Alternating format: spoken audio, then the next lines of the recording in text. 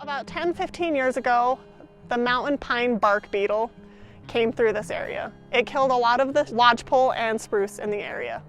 And so if you're ever in the area, you will see that there's a ton of standing dead and a ton of dead on the ground. We've got new growth coming in. On the north slope, lodgepole pine is not serotinous, which typically means you've got to have fire to open up the cones to spread the seeds over the area. On the north slope, we don't have that. Thus, we've got unbelievable regeneration that comes in naturally all the time. So much so that we have to do thinning to space out some of the trees. Otherwise, you may get little dog hair stands, what we call dog hair, because they're so close together.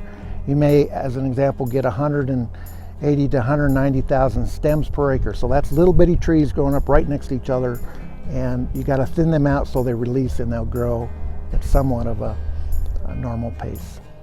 We're reintroducing fire on the landscape. For years, we've suppressed fire, and fire is a natural thing in the area. The area needs it. The aspen need it, the wildlife need it. It's a key player in the ecosystem.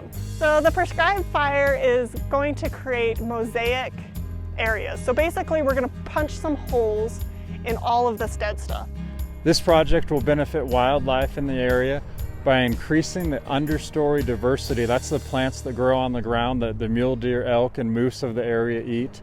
It will increase the production of those understory species as well. So in a smaller area, we will get more bang for our buck in terms of wildlife food. So there's a variety of benefits from these type of projects. Overall watershed, health of the forest, increasing and enhancing the habitat for all wildlife. And what we're doing is taking the dense forest, the unhealthy forest, and creating a lot of openness underneath these stands.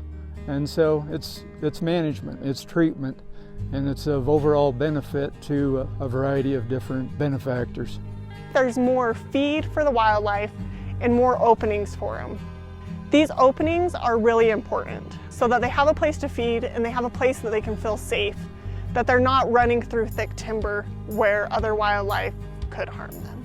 The benefits to the watershed are that through increased forest health and the reduction of the fuels, the Forest Service will be able to mitigate uncharacteristic fire events in a safer and more efficient manner. We are trying to manage the land the best we know how. We are also partnering with the DWR and the Mule Deer Foundation. These two groups are very involved in the benefit for wildlife.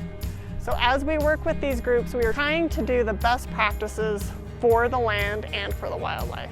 We're able to work with the Forest Service to really improve habitat. The goal of both the Mule Deer Foundation and the National Forest is to improve wildlife habitat across all national forests.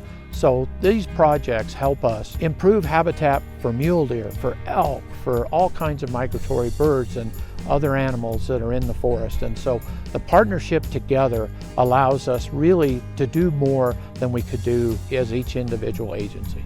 The Division of Wildlife understands that this project may cause a temporary inconvenience for hunters while the actual work is going on, but the forest is going to respond with an increased understory that provides more food for mule deer, elk, moose, bighorn sheep, and that increased food source will draw animals in the future.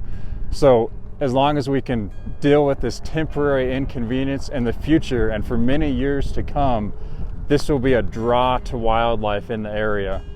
This is a long-term project to make it happen. There's a lot of information that we can provide, so if you call the Evanston Mountain View Ranger District office, we can get you in touch with somebody that can give you more information on it.